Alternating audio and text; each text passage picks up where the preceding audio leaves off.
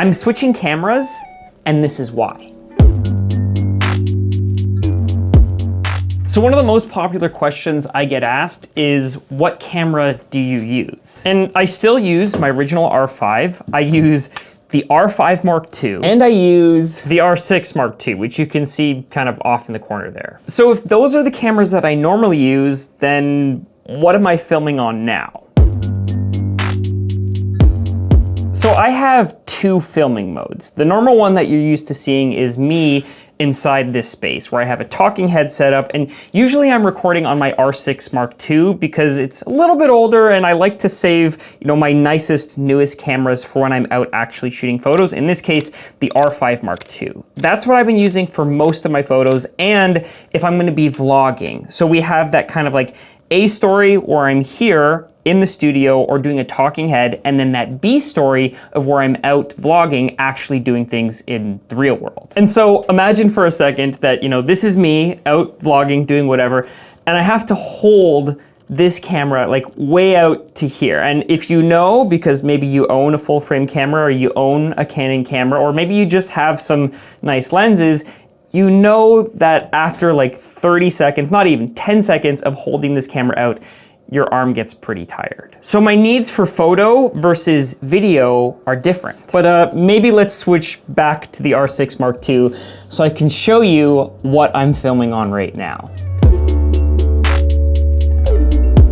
So before I spoil it and tell you what camera I'm using, I want to nerd out a little bit. I want to get into some of the reasons why this camera is technically interesting before I show you what it is that I'm filming on. So this right here is a full frame camera sensor, or the dimensions of a full frame camera sensor. So we have full frame, and then we have crop sensor. And typically when we think of crop sensor, we think of APS-C, like the Canon R7 or the Sony 6400, or even all of the Fujifilm cameras, which also have an APS-C size sensor. Typically you get a crop factor of 1.5 or 1.6, which means using the same focal length and the same lens, the image will be slightly cropped in by a factor of 1.5 or 1.6. But what you might not know is that there are other forms of crop sensors, like a micro four thirds. And so if we overlay them, you can see the difference between a full frame, an APS-C, and a micro four thirds. But if we look at the amount of photo sites, the area of that image sensor that's able to capture light,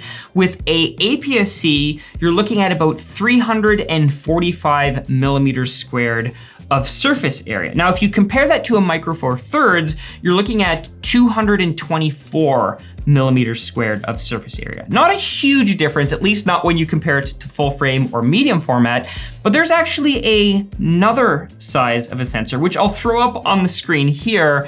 And this is the sensor that is in this camera right here, which is the Canon PowerShot V1. If you overlay it with a micro four thirds, you'll realize that it's not exactly the same, but in terms of photo sites, in terms of surface area, the sensor that's in this point and shoot camera is the exact same as the surface area that is in a micro four thirds camera, or in the sensor with the micro four thirds. On the sensor that's in the camera with the micro four thirds. But here's where it gets interesting for me, because lately a lot of creators have been filming video on things that aren't a high-end professional mirrorless camera, whether that's something like your iPhone or your smartphone, or something like a GoPro, or something like the DJI Osmo Pocket 3, that little handheld gimbal camera that is sold out everywhere, and the price of it just keeps getting jacked up because no one can find it in stock. But there's limitations with the Osmo Pocket because it is a fixed focal length. It doesn't have the ability to shoot photos in the same way that this camera does. Like if we break it down by the tech specs, this camera has the same internal processor as this camera, as my high-end actually, which camera is it? This is the R5. This is not the R6 II. We're filming on the R6 II, but this camera has the same burst shutter modes, the same autofocus, all the same photo capabilities as this camera, just kind of like squished down into an ultra compact form factor. So then why am I going all in on the Canon PowerShot V1? What is it that is so compelling to someone like me who already has a ton of professional cameras that I love and use every day?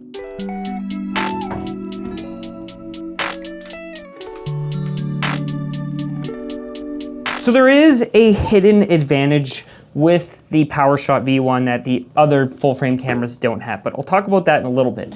But my plan is very specific to the way that I shoot and the way that content creators film and shoot content in general. Also, I feel like we can make this more cinematic. Let's see if this works.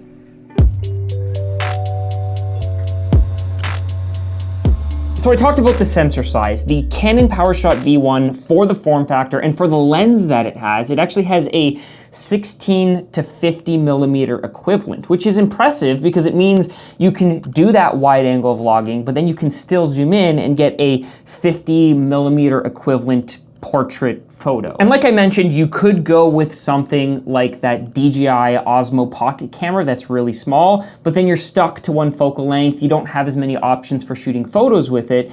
And so now, if I look at something like the V1 that we're recording on now, you know, I'm using my little Hollyland Lark microphone. I'm plugged into it so I get good audio quality, but I did do some vlogging tests downtown and found that even with the built-in mic, it's still okay. It's not perfect. You're still gonna get a lot of like ambient noise from all directions. But if you bring something like, you know, a little clip-on microphone or even a little shotgun microphone that can go on top, it really becomes the perfect second camera if all you need is like the occasional video clip, or maybe you do want to capture some like selfie photos or do some lifestyle type content and you don't necessarily need, you know, a 50 millimeter f1.2 with all the background bokeh out. And even if we get something like this camera, like the XE5, which I'm a huge fan of right now, you know, in order to vlog with this, you still do need something like, where is it? Where is the lens? Not in there. I really hope I didn't lose the lens. So while Anthony is busy looking for that lens, I want to tell you about another tool that allows us to create content like this. The images and the videos that you create are just half of the story. The other half of the story is the audio. But for this part of the video, I say we make the audio a little bit more cinematic, because Artlist, who is the sponsor of today's video, allows you to do just that with music, sound effects, and AI voiceover. They now have effects that you can actually add on top of your voiceovers if you want to give yourself a little bit of an accent, if you want to slow it down, speed it up, or even add effects that make it sound like you're speaking on a phone. But Artlist also has image to image. And I'm gonna share this with a little bit of a disclaimer because as a photographer, as a creator, it's always important to nail your photo, nail your video inside of camera. But sometimes it's not possible because maybe somebody stood in front of the camera and just wouldn't move out of the way when you were trying to take that photo in that really busy tourist location. And there are ways to deal with this to get people to move out of the way. But if you're like me and you're a little bit more introverted and non-confrontational, then with image to image, you can actually tell it to change things, to remove things, or to simply swap out your background. But with image to video, you can go one step further and type in a text prompt and then give that image movement. And then when you're happy with it, upscale it from HD to full 4K. But for any of those plans, for the best deal, you wanna check out my exclusive link down in the description because it will give you 2 months free off of any of their annual plans. But as always, big thanks to Artlist for sponsoring this video and continuing to be a supporter of this channel and everything that I do. But let's get back and find out if Anthony found that lens. Okay, I'm gonna put you down for 2 seconds.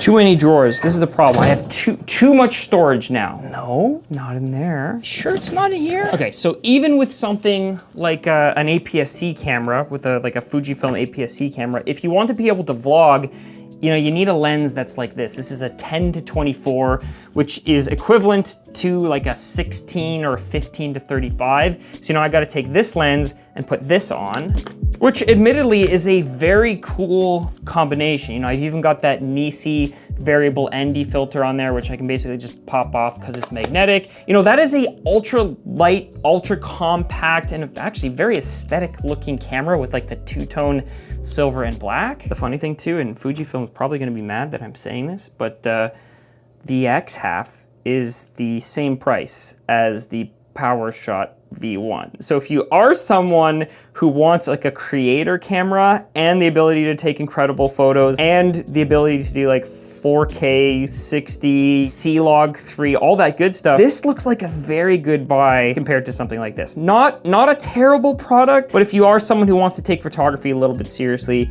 the Canon PowerShot V1 is probably a better option for you. Let's put it in my normal setup here and see what it looks like.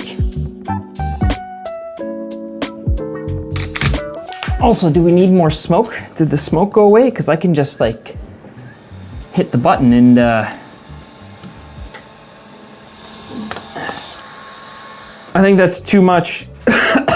Still a very fun tool, that PMI Smoke Ninja. The fact that it's got a little remote and you can fog or you can haze or you can do, I think you can even do bubbles with it. I think they sent me a bubble attachment. So disclaimer, I didn't purchase, that was something that they sent to me. But here's the hidden trick with this camera. Of course, you can do like the digital zooming, so you can do like a slow zoom. The aperture does change, so you might notice like a slight, like right there it's darker than if you back out, but you can do auto ISO, and I experimented with a little bit, and it even has like a little front ring on it that you can use to do like exposure compensation. And this thing has a built-in ND filter. It's not like a variable ND, I think it's like only a couple of stops, but the fact that that's in there for when you're shooting in a really bright daylight condition is just awesome. But the hidden feature is that the sensor doesn't have IBIS in the same way that these cameras do. So if you know anything about Canon's professional mirrorless cameras, the sensor kind of like shifts around to provide an extra layer, an extra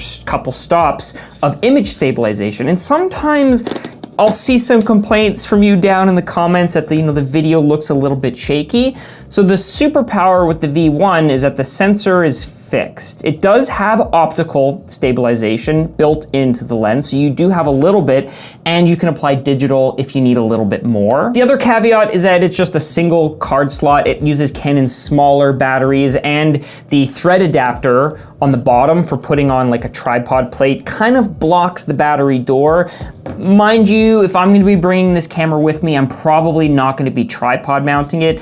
My plan is to use it as that B cam in case I need B-roll footage and I'm out and I want to show you and make a video. I don't need to carry around 2 of these. That's a lot of weight. I can bring the PowerShot V1, literally fit it in my back pocket, get all my B-roll clips, get my B story, shoot my A story here, still be able to shoot in C-Log 3 to color match and do all my color grading later. And it doesn't draw attention. Like when I go places and I have this big beefy setup with my microphone on top, everyone looks at me like I'm like, oh my gosh, are they like filming a movie here? With phones, it's very easy because you can pull it out. Where's my phone? Everyone is just so used to pulling out their phones and vlogging and doing selfies in public that a mirrorless camera like this is just that one step up from that in terms of image quality. And again, if you don't believe me, you can check out this video here where I did a direct comparison between my R5 and the PowerShot V1 just to demonstrate how capable it is.